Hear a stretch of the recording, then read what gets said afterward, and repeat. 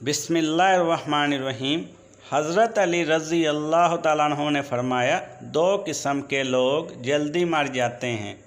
Number 1, वो लोग जो ज़्यादा गुस्सा करते हैं।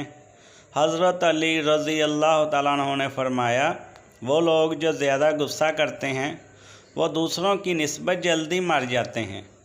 नंबर 2, ऐसे लोग जो अपनी नज़रों को हर घड़ी हर लम्हे इधर उधर फेरते रहते हैं, वो भी जल्दी मर जाते हैं। जो बंदा दुनियावी लज़्ज़तों के पीछे भागता है और दुनियावी ख्वाहिशात के पीछे भागता है, मौत उसके पीछे भागती है। मौत बरहक है, ये एक दिन ज़रूर आएगी।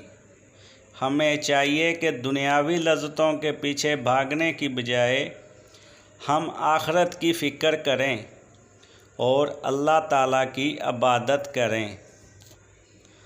दोस्तों, वीडियो अच्छी लगे तो वीडियो को लाइक और चैनल को ज़रूर सब्सक्राइब कर दें। शुक्रिया।